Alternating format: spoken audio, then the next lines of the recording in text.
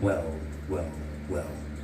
Look who just became the problem they can't solve, the variable they didn't account for, the name that turned a boardroom into a battlefield. Welcome back. Or should I say, welcome to the moment everything shifted. Because right now, somewhere in a room you've never seen, people you thought had you figured out just realized they don't know you at all. Someone just stood up, pushed back their chair, looked around that table with genuine fear in their eyes, and said the words that change everything. We need to rethink everything. And the silence that followed? That silence was about you. Let's paint the picture properly, shall we? There's a conference table, polished wood reflecting anxious faces. There's a projector screen with your name on it. Maybe your performance metrics, maybe your recent moves, maybe just your presence in their world. There are people who thought this meeting would be routine, a quick discussion, a simple strategy session. But then someone said something. Maybe it was your numbers. Maybe it was your impact. Maybe it was the realization that every assumption they made about you was wrong. And suddenly, the room temperature dropped. Suddenly, notebooks closed. Suddenly, the person who thought they had all the answers stood up and admitted they have none. We need to rethink everything. 5 words, simple words. But in that context, in that room, those 5 words were a white flag, a surrender, an admission that their entire framework for understanding you just collapsed because they built their strategies on predictions and you became unpredictable.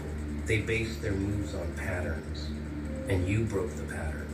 They thought they had you mapped, categorized, contained, and then you did something they never saw coming.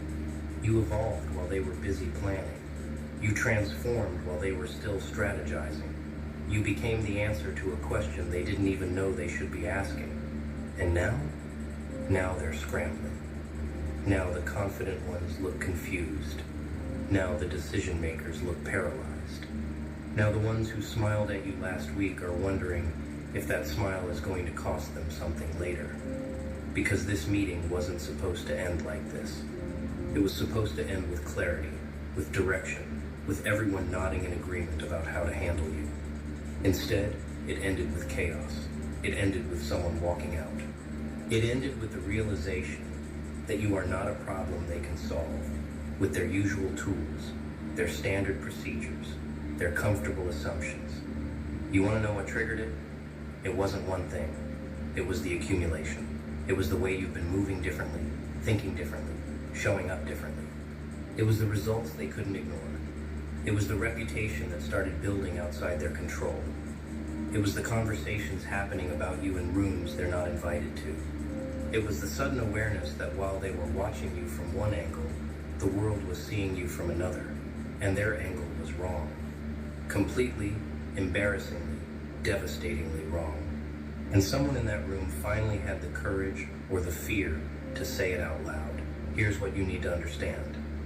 That meeting was supposed to be about controlling you, containing you, predicting your next move so they could counter it.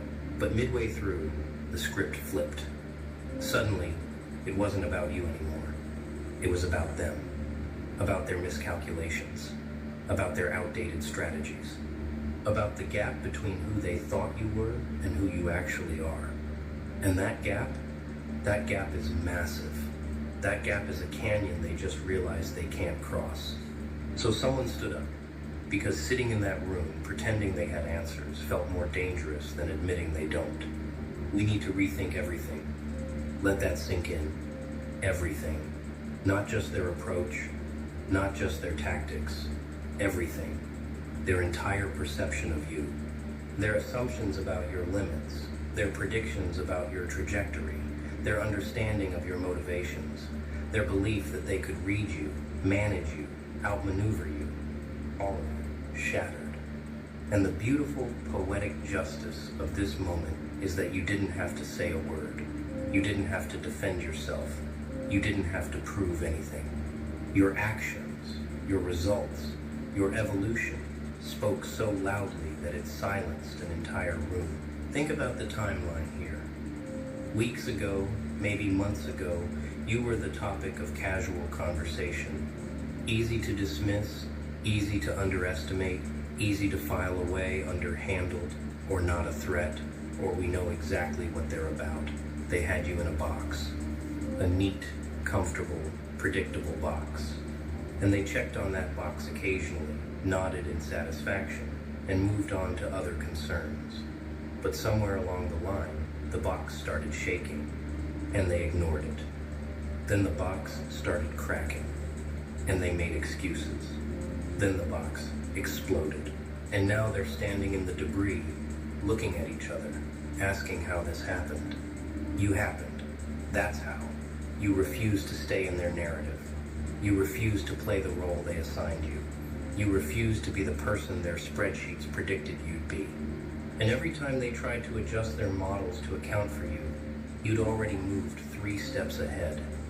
Every time they thought they'd figured out your pattern, you introduced a new variable. Every time they prepared a response to what they thought you'd do, you did something else entirely. And now, after all that, after all their analysis and all their planning, they're back at square one, worse than square one, because now they know their tools don't work. The person who walked out, that person might have been the smartest one in the room, because staying in that meeting would mean continuing to pretend they have control they don't have. It would mean nodding along while everyone else builds new strategies on the same broken foundation. It would mean complicity in the delusion that they can still predict you, still manage you, still fit you into their frameworks. And some people, when they see the truth clearly enough, can't play along anymore, so they leave.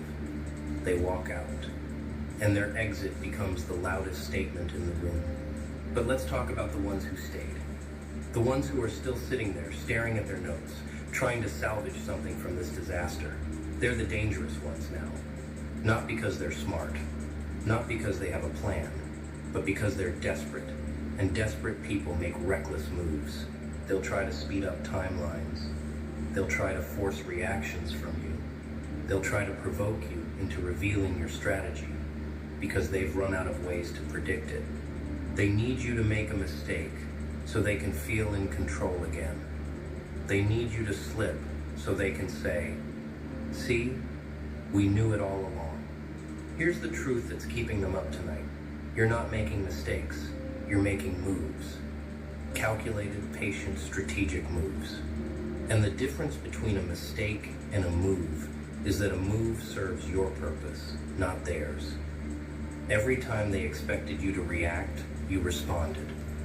Every time they expected you to defend, you advanced.